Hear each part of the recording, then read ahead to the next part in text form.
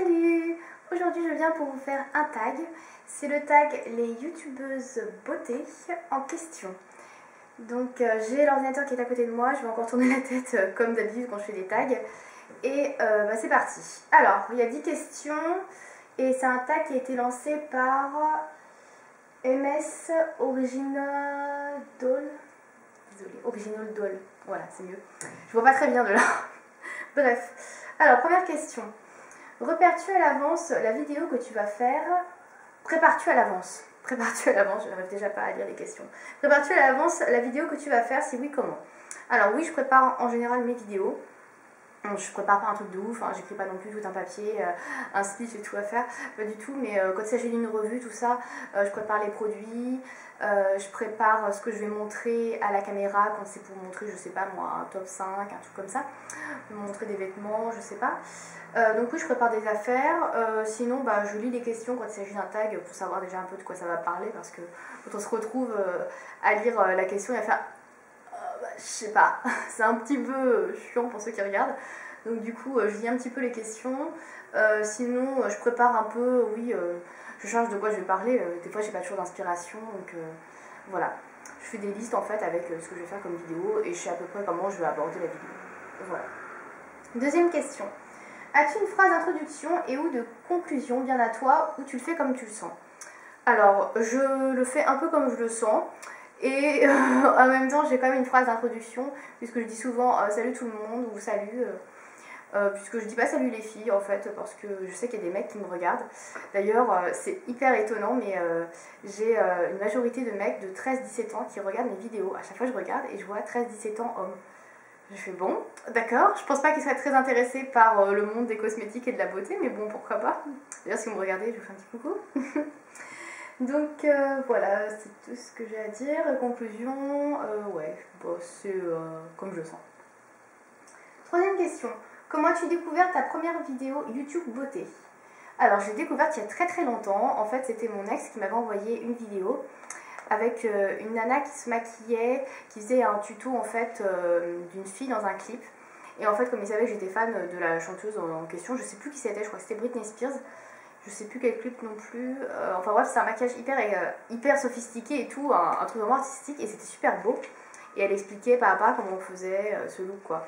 Et j'avais vraiment adoré, mais voilà, je n'avais pas regardé d'autres vidéos ni quoi que ce soit. Je m'étais pas intéressée plus que ça aux vidéos sur YouTube. Et c'est après, quelques années après, que j'ai vraiment retrouvé des vidéos de youtubeuses française et la première que j'avais découverte c'était Framboise et Julie Loves Mac 07 et j'ai vraiment adoré et depuis bah je suis toujours sur YouTube et j'adore quoi.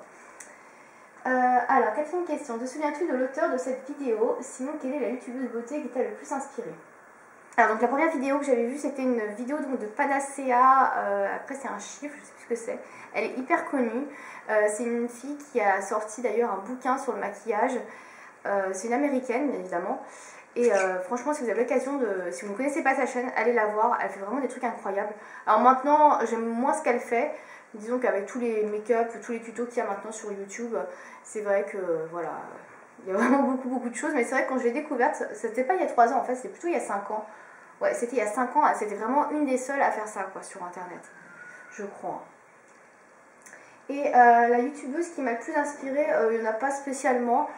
J'aime beaucoup les vidéos de Julie Loves Mac 07 parce que je trouve qu'elle explique vraiment bien. Je sais pas, n'importe quelle vidéo en fait qu'elle fait, j'adore quoi. Même si c'est un truc qui m'intéresse pas à la base, genre comment on met son fond de teint, ma routine teint, je regarde quand même du début à la fin parce que je sais pas, j'aime bien sa manière d'expliquer et ça rend tout hyper intéressant quoi. Voilà. Cinquième question. Quel a été le premier gros et ou coûteux achat que tu as fait au début de ta chaîne et que tu ne regrettes pas? Alors, j'ai pas fait d'énormes gros achats, j'étais à peu près raisonnable, disons j'en ai fait plein de raisonnables, donc du coup ça fait un gros truc à la fin. Je sais pas trop, je dirais peut-être la palette 88 de Coastal Scents, mais franchement c'est pas hyper cher quoi. Mais je vois pas trop quoi d'autre, puisque LF c'est pas super cher non plus. J'avais fait une commande aussi chez 3 Fées. J'avais acheté la Shadow Insurance. Je sais pas, franchement, il y a plein de petits trucs à acheter à gauche à droite. Et honnêtement, je vois pas trop le plus coûteux. Donc c'est pour ça que je dirais la 88 de Coastal Scents, que je ne regrette absolument pas et que j'ai d'ailleurs utilisé ce matin pour faire ce petit make-up. Voilà. Question numéro 6. Attendez, ouais. Quel est selon toi le matériel et ou accessoire qu'il faut absolument avoir? Des pinceaux, sans hésiter, hein, je vois pas ce qu'on peut... Enfin, il faut avoir des fards à paupières, ça c'est sûr, sinon si on a des pinceaux sans fards à paupières, ça sert un peu à rien. Mais voilà, des fards à paupières, je pense que c'est une bonne base. Moi j'en avais pas avant, j'en voyais pas l'utilité et en fait bah, ça fait tout le maquillage. Ça fait tout le maquillage quoi. Voilà, je parle hyper vite encore. Question numéro 7. Combien de temps utilises-tu un produit avant d'en faire une revue? Alors ça dépend de quel produit il s'agit. Quand c'est un produit, soit c'est un produit de cosmétique, soit c'est un produit de soins. Alors pour les produits de cosmétiques, genre fard à paupières, crayon, tout ça, en général je fais une revue au bout de 2-3 utilisations. Donc les revues sont sur mon blog. Donc 2-3 utilisations je dirais. Disons que je le teste de 2 ou 3 manières différentes et après je fais une revue. Donc ça peut aller très vite, ça peut aller au bout de 3 jours, comme au bout d'une semaine. Ça dépend en fait quand je l'utilise, quoi, si j'utilise tout de suite ou pas. Et pour un produit soin, par contre, là j'attends de l'avoir utilisé quand même au minimum 4 fois. Donc s'il s'agit par exemple d'un après-shampoing, un truc comme ça, j'attends de l'avoir utilisé au moins un mois, donc au moins à raison de 2-3 fois par semaine. Donc pour être bien sûr. Sinon si c'est une crème, pareil, j'attends à peu près 3 semaines, un mois également. Un mois je dirais c'est une bonne moyenne, ou 3 semaines, pour être vraiment sûr de ce que le produit rend, si je fais pas d'allergie à la longue, s'il est bien adapté à ma peau, donc voilà, je teste assez longtemps en fait. Question numéro 8.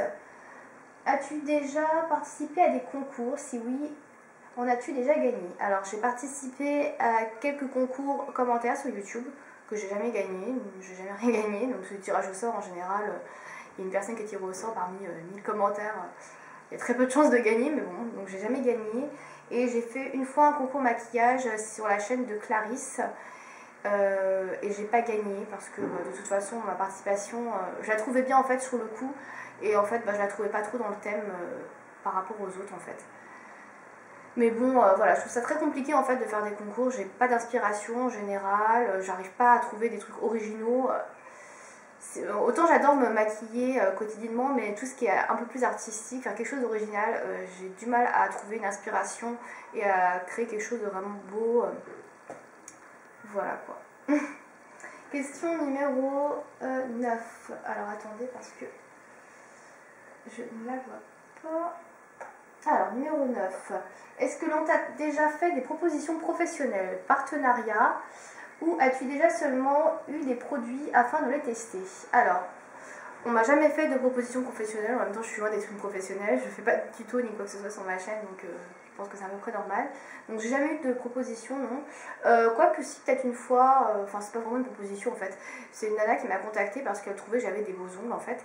Et elle m'a dit oui, ça te dirait pas de faire mannequin d'ongles en fait, mannequin de main, je sais pas trop comment ça s'appelle.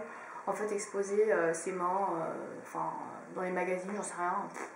Bref, je sais pas trop en quoi ça consiste. Elle m'avait parlé de ça, mais en fait, j'ai répondu, elle m'a jamais répondu. Donc je sais pas si c'était une offre de taf ou quoi que ce soit. Je sais pas. Et est-ce qu'on m'a déjà envoyé des produits afin de les tester? Non, jamais. J'ai jamais été contactée par aucune marque. En même temps, je suis pas très suivie sur ma chaîne vu qu'il n'y a que 90 abonnés. Et j'ai pas beaucoup non plus de vues par vidéo, donc non. J'ai jamais été contactée. Question 10. Comment as-tu fait connaître ta chaîne? Justement, je ne l'ai pas fait connaître, c'est pour ça que je n'ai pas beaucoup d'abonnés, puisque ça me gave de faire de la pub. En plus, faire de la pub, en général, c'est saoulant. Moi, quand je vois des gens qui s'inscrivent à ma chaîne et qui me disent « Oh, salut, je me suis inscrite à ta chaîne, inscris-toi à la mienne !» Ouais, non, j'ai pas envie. Non. Alors, des fois, les chaînes sont super sympas, je pourrais m'inscrire, enfin m'abonner, quoi. Mais franchement, en général, c'est des chaînes où il n'y a rien. Je dis pas ça pour être méchante, et puis même réclamer, j'aime pas ça quoi. Donc je me vois pas faire quelque chose que moi je n'aime pas quoi. Donc non. Je fais pas de pub. Sinon ce que je pourrais faire c'est plus commenter sur des vidéos pour mieux faire connaître, et du coup les gens iraient peut-être mieux me voir, mais c'est vrai que je commente assez peu également, parce que j'ai pas forcément quelque chose à dire d'intéressant. Donc plutôt que d'écrire des trucs inutiles, je préfère ne rien écrire. Et enfin, dernière question, un message d'encouragement pour tes abonnés.